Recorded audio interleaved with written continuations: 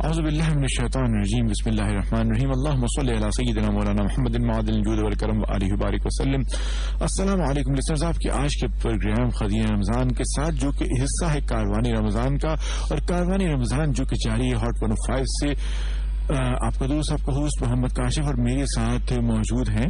السلام علیکم ورحمۃ اللہ وبرکاتہ. مجھے کہتے ہیں حافظ وقار شہزاد اور میری جانب سے بہت بہت سلام قبول کیجیے. جی کاشف بھائی.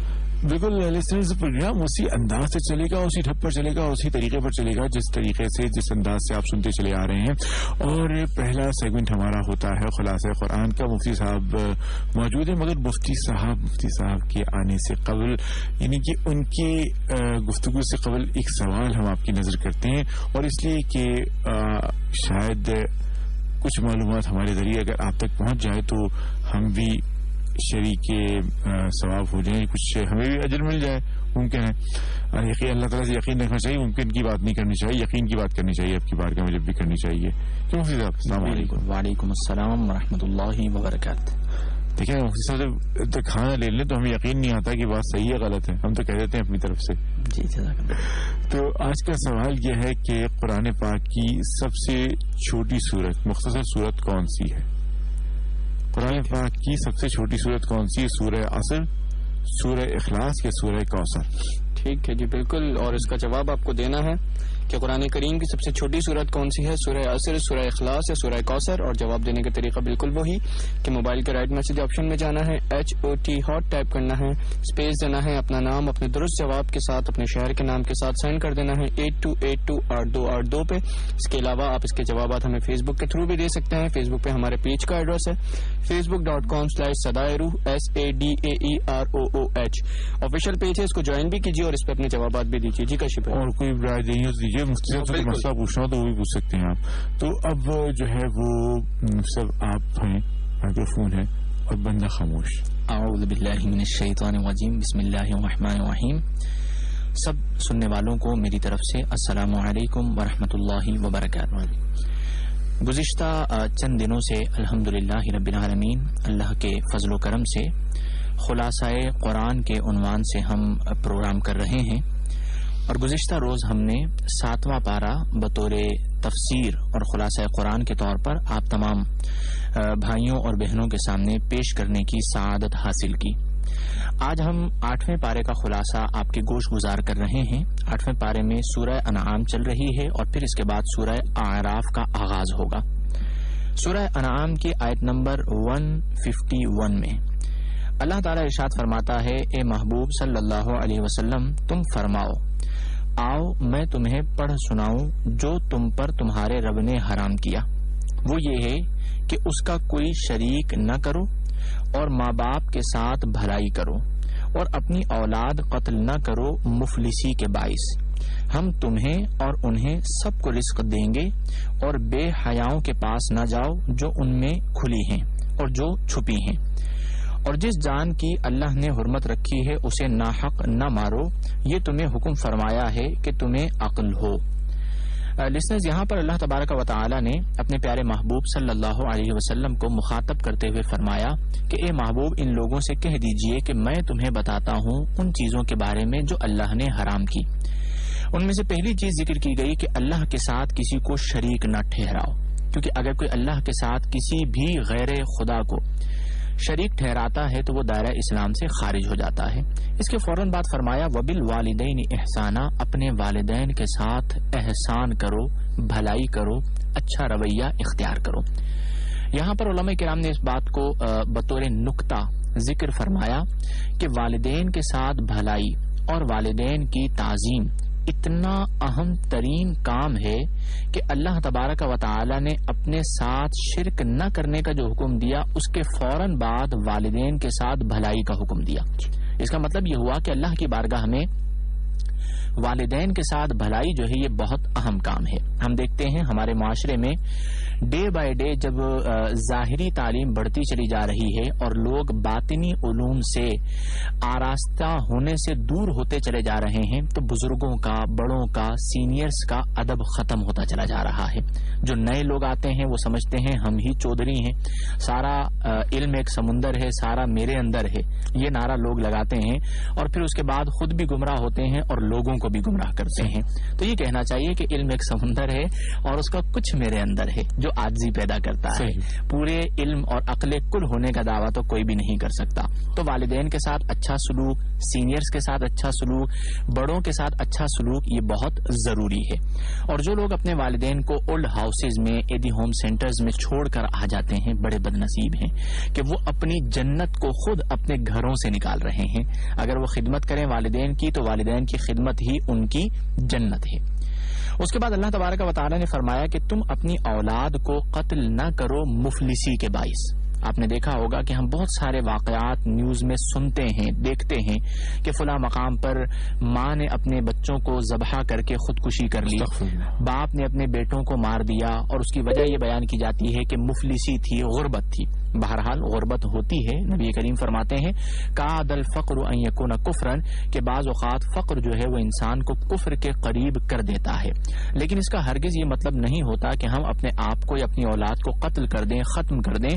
یاد رکھیں ہر ایک کو اللہ کی بارگاہ میں جواب دہ ہونا ہوتا ہے. اور وہ کتنا ہی ظالم باپ ہوگا یا کتنی ظالم ماں ہوگی کہ جو اپنے معصوم سے بچوں کو اپنے ہاتھوں قتل کر دے.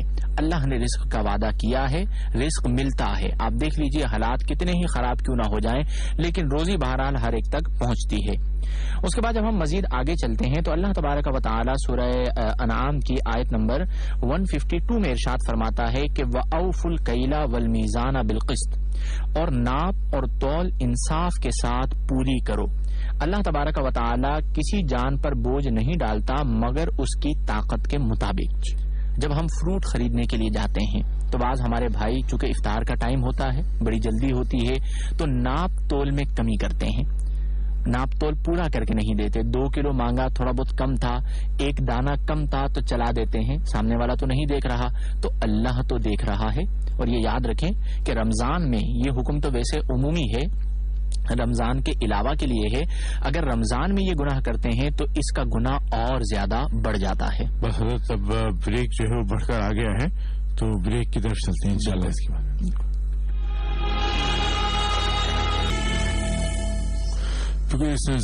جاری ہے سلسلہ وہیں سے جہاں سے ہم نے توڑا تھا. کیوں صاحب؟ اللہ تبارک و تعالی ارشاد فرماتا ہے اور جب بات کہو تو انصاف کی کہو اگرچہ تمہارے رشتہ داروں کا معاملہ ہو. اس کا مطلب یہ ہوا کہ اسلام نے ہمیں یہ سوچ اور فکر عطا فرمائی ہے کہ جہاں پر بھی ہم نے بات کہنی ہے وہ بات انصاف کی کہنی ہے. اگر انصاف کی بات کرتے ہوئے بیٹے کے خلاف کوئی بات جا رہی ہے، بیٹی کے خلاف کوئی بات جا رہی ہے، ماں باپ کے خلاف اگر ظاہری اعتبار سے کوئی بات خلاف جا رہی ہے تو آپ انصاف کے دامن کو نہ چھوڑیں. ہم نے دیکھا ہے کہ جہاں پر بیٹیوں کے رشتوں کا معاملہ ہوتا ہے وہاں پر کبھی اختلاف ہو جاتا ہے، کوئی لڑائی جھگڑا ہو جاتا ہے تو اگرچہ غلطی ہماری بیٹی کی ہو پھر بھی ہم لڑکے کو برا بلا کہتے ہیں. تو یہ روش اور یہ عمل اچھا نہیں ہے، اس سے گھر برباد ہوتے ہیں. جب ہم اس سورہ انعام کی آخری آیات میں پہنچتے ہیں تو اللہ تبارک و تعالی ارشاد فرماتا ہے قل، تم فرماؤ ان صلاتی و نسکی و محیای و مماتی للہ رب العالمین، میرا تو اپنا کچھ ہے ہی نہیں، میری نماز، میری قربانیاں، میرا جینا اور میرا مرنا سب اللہ کے لیے ہے. جسے یہ فلسفہ سمجھ میں آ جائے کہ میرا جینا مرنا اللہ کے لیے، میری نمازیں اور میری قربانیاں اللہ کے لیے ہیں، تو پھر وہ دنیا میں رہتا تو ہے لیکن دنیا سے بچ کے رہتا ہے. اور جب اس کی موت کا وقت آ جاتا ہے تو وہ پریشان نہیں ہوتا بلکہ آگے بڑھ کر موت کو گلے لگاتا ہے. اور جو دنیا دار ہوتا ہے جب وہ دنیا سے جاتا ہے تو روتا ہوا جاتا ہے. لیکن جسے یہ فلسفہ سمجھ میں آ جاتا ہے جب وہ دنیا سے جاتا ہے تو لوگ اس کے جانے پر رو رہے ہوتے ہیں لیکن وہ مسکراتا ہوا اس دنیا کو الوداع کہہ کر اپنے رب کی بارگاہ میں چلا جاتا ہے. تو ہمیں بھی چاہیے کہ ہم اپنی یہ سوچ بنائیں کہ میرا ہر عمل بس تیرے واسطے ہو، مطلب جو بھی کام میں کروں صرف اور صرف تیری رضا کے لیے کروں. جب ہم مزید آگے بڑھتے ہیں جہاں پر سورہ اعراف جو کہ سورہ مکی ہے اس کا آغاز ہوتا ہے تو اللہ تبارک و تعالی جی اس کی میرے خیال 200 سے کچھ زیادہ آیتیں ہیں، اس کی 206 آیات ہیں اور 24 رکوع ہیں اس کے. اس میں اللہ تبارک و تعالی ارشاد فرماتا ہے کہ فَسَجَدُوا إِلَّا إِبْلِيسَ لَمْ يَكُن مِّنَ السَّاجِدِينَ. اس کے بعد جو ایک ہم پہلے بھی ذکر کر چکے یہاں پر دوبارہ ذکر ہے کہ اللہ پوچھتا ہے شیطان سے کہ ما منعک، تجھے کس چیز نے روکا کہ تو سجدہ کر جب میں نے تمہیں حکم دیا؟ تو کہنے لگا کہ میں بہتر ہوں اس سے، تو نے اسے یعنی آدم علیہ السلام کو پیدا کیا ہے آگ سے اور مجھے پیدا کیا ہے مٹی سے، اور مٹی جو ہے وہ آگ سے افضل ہوتی ہے۔ اس نے یہ ایک قیاس فاسد کیا اپنے زوم فاسد میں، اور اس سے پھر وہ برباد ہوا۔ یہاں پر آپ دیکھیں کہ شیطان نے تکبر کیا اور ایک لمحے میں وہ مردود ہو گیا، حالانکہ اس سے پہلے وہ استاذ الملائکہ تھا، خازن جنت تھا، اور زمین کے چپے چپے پر اس نے سجدہ کر رکھا تھا۔ میں کتاب پڑھ رہا تھا، وہاں پر ایک روایت گزری، نبی کریم صلی اللہ علیہ وسلم نے فرمایا کہ میں نے جبریل کو دیکھا کہ جبریل امین علیہ السلام جو ہیں وہ غلاف کعبہ سے لپٹ کر رو رہے ہیں اور اللہ کی بارگاہ میں عرض کر رہے ہیں کہ مولا تو نے میرے جسم کو سعیدوں میں رکھا ہے، اب تو میرے جسم کو شقاوت والوں میں مت ڈالنا، اللہ اور اے مولا تو میرے جسم کو جہنم کی آگ سے محفوظ فرمانا۔ آپ دیکھیں کہ حضرت جبریل امین علیہ السلام بھی اللہ کی خفیہ تدبیر سے اس قدر ڈر کے رو رہے ہیں کیونکہ آپ شیطان کا یہ معاملہ دیکھ چکے تھے۔ تو جو لوگ مال کی بنا پر یا جمال کی بنا پر یا مقام و مرتبہ کی بنا پر تکبر کرتے ہیں، انہیں تکبر سے باز رہنا چاہیے، کیونکہ بندے کو عاجزی روا ہے، متکبر صرف اور صرف ہمارے رب کی ذات ہے۔ جب ہم مزید آگے بڑھتے ہیں تو اللہ تبارک و تعالی ایک مقام پر ارشاد فرماتا ہے کہ وقال الملأ من قوم فرعون، اور قوم فرعون کے سردار بولے کیا تو موسیٰ اور اس کی قوم کو اس لیے چھوڑتا ہے کہ وہ زمین میں فساد پھیلائیں، اور موسیٰ تجھے اور تیرے ٹھہرائے ہوئے معبودوں کو چھوڑ دے؟ بولا اب ہم ان کے بیٹوں کو قتل کریں گے اور ان کی بیٹیاں زندہ رکھیں گے، اور ہم بے شک ان پر غالب ہیں۔ یہ حضرت موسیٰ علیہ السلام کا جو واقعہ ہے فرعون کے حوالے سے، اس کا تذکرہ ہوا کہ جب فرعون کو یہ بتایا گیا کہ ایک لڑکا پیدا ہوگا جو تیری سلطنت کو طاقت و تاراج کر دے گا، تو اس نے کہا کہ میں کوئی لڑکا پیدا ہونے ہی نہیں دوں گا۔ لیکن اللہ کی قدرت کاملہ دیکھیے کہ لڑکا پیدا بھی ہوتا ہے اور فرعون ہی کے گھر میں پرورش بھی پاتا ہے، بڑا ہو کر اس کا جب ظہور ہوتا ہے تو وہی حضرت موسیٰ علیہ السلام اس کی سلطنت کی تباہی کا ظاہری سبب بنتے ہیں اور اسے طاقت و تاراج کرتے ہیں، اور فرعون جو ہے وہ اپنی فوج سمیت جو ہے وہ جہنم واصل ہوتا ہے۔ اس کا مطلب یہ ہوا کہ بعض اوقات بندہ ظاہری اعتبار سے بہت طاقت رکھتا ہے اور وہ اپنی طاقت کے نشے میں بدمست ہو کر یہ سمجھتا ہے کہ میں ہر ایک پر غالب آ سکتا ہوں، لیکن ایک بندہ جو ظاہری اعتبار سے بہت نحیف ہوتا ہے، کمزور ہوتا ہے، کوئی سورس اور طاقت نہیں ہوتی، لیکن اس کے ساتھ اللہ کی تائید ہوتی ہے، تو پوری دنیا کی طاقت ایک طرف، پوری دنیا کی قوت و منزلت ایک طرف اور اللہ کی تائید ایک طرف۔ تو فرعون جو تھا اس کے ساتھ اللہ کی تائید نہ تھی، بقیہ سب کچھ تھا، اور موسیٰ علیہ السلام کے ساتھ ظاہری اعتبار سے کچھ بھی نہ تھا آپ کے پاس، لیکن اللہ کی تائید تھی، تو موسیٰ علیہ السلام فرعون پر غالب آ گئے۔ تو اس لیے ہمیں ہمیشہ جو بھروسہ کرنا چاہیے وہ تائید خداوندی پر کرنا چاہیے، نہ کہ اپنی صلاحیتوں پر۔ اس کے بعد جب ہم مزید آگے بڑھتے ہیں تو اللہ تبارک و تعالی ارشاد فرماتا ہے وَلِلَّهِ الْأَسْمَاءُ الْحُسْنَى فَادْعُوهُ بِهَا، اور اللہ ہی کے ہیں بہت اچھے نام اور اسے ان سے پکارو۔ اس کا مطلب یہ ہے کہ اللہ تبارک و تعالی کے جو صفاتی نام ہیں، یہاں پر تمام لسنرز یہ بات ذہن میں رکھیں کہ اللہ کے تمام جو اسماء ہیں وہ توفیقی ہیں، یعنی اللہ تبارک و تعالی نے انہیں عطا فرمایا ہے۔ اللہ کے لیے اپنی عقل سے کوئی نام ہم مختص نہیں کر سکتے، اور اللہ کے لیے کوئی ایسا نام منتخب کرنا کہ جو مخلوق کے لیے بھی بولا جاتا ہو، یہ شرعی طور پر درست نہیں ہوتا۔ فار ایگزامپل آپ نے سنا ہوگا بہت سارے لوگ کہتے ہیں اللہ میاں، تو یہاں پر جو لفظ میاں ہے اس کا استعمال ہمارے علماء کرام نے اللہ کے لیے منع فرمایا ہے۔ اس کی وجہ یہ ہے کہ ہمارے ہاں میاں کا اطلاق شوہر پر بھی ہوتا ہے، خواتین کہتی ہیں یہ میرے میاں ہیں اپنے شوہر کے لیے، اور اسی طرح میاں کا اطلاق جو ہے اولڈ ایجز پر بھی ہوتا ہے، بڑے میاں تشریف لائے ہیں، اور بعض بچوں کے لیے بھی، اور بعض بچوں کے لیے بھی استعمال کرتے ہیں میاں کیا حال ہے، اور اسی طرح جو ہے وہ ہمارے کاشف بھائی غالباً آپ کو بھی میاں کہتے ہیں نا؟ ہاں مجھے کہتے ہیں وقاص میاں، وقاص میاں. تو اس طرح جو ہے وہ وقاص میاں کے لیے بھی لفظ استعمال ہوتا ہے اور ایک اور معنی پر بھی اطلاق ہوتا ہے. تو اس لیے اللہ تبارک و تعالیٰ کے لیے یہ لفظ استعمال نہیں کیا جائے گا. جب بھی استعمال کرنا ہو تو اللہ تعالیٰ کہیں، اللہ جل جلالہ کہیں اور اما نوانہ کہیں. اللہ میاں کا لفظ برائے کرم ہمارا کوئی بھی سننے والا استعمال نہ کرے، اور اس کے سامنے استعمال کیا جائے تو پیار محبت سے انہیں منع فرما دیں. اس کے بعد جب ہم مزید آگے بڑھتے ہیں تو اللہ تبارک و تعالی ایک مقام پر ارشاد فرماتا ہے کہ بے شک میرا ولی اللہ ہے جس نے کتاب اتاری اور وہ نیکوں کو دوست رکھتا ہے. آپ دیکھیں کہ یہ ایک پورا فلسفہ ہے کہ ان ولی اللہ، میرا ولی اللہ ہے. خدا کی قسم جسے یہ فلسفہ سمجھ میں آ جائے وہ دنیا سے لاپرواہ ہو جاتا ہے. کوئی اسے بلائے یا نہ بلائے، کوئی اس سے ملے یا نہ ملے، کوئی اس کا حال چال پوچھے یا نہ پوچھے، وہ اپنی دنیا میں اپنی دنیا میں مشغول ہو کر زندگی گزار رہا ہوتا ہے، کیونکہ وہ جانتا ہے کہ میرا ولی اللہ ہے. اور جب اللہ اس کا ولی ہے تو پھر کسی اور دوست کی اسے حاجت نہیں رہتی. اور اس کے بعد جب بڑی پیاری بات فرمائی کہ وہ نیکوں کو دوست رکھتا ہے. آپ دیکھیں آج ہم دوست بناتے ہیں تو ہم مالدار کو بناتے ہیں، مشہور و معروف کو بناتے ہیں کہ شاید اس کے مال سے مجھے کوئی فائدہ ہو جائے، اس کی طاقت سے مجھے کوئی فائدہ ہو جائے، اس کی سورس سے مجھے کوئی فائدہ ہو جائے. نہیں ہوتا. جب اللہ نیکوں کو دوست رکھتا ہے تو ہمیں بھی نیکوں کو دوست بنانا چاہیے، کیونکہ نیکوں کی دوستی وہ دوستی ہے کہ جو آخرت میں ہمارے لیے نفع کا سبب بنے گی. جب ہم مزید آگے بڑھتے ہیں تو سورہ انفال جو کہ مدنی سورت ہے، 75 آیات ہیں، 10 رکوع ہیں. اللہ تبارک و تعالی اس میں حصوں کا ذکر فرماتا ہے.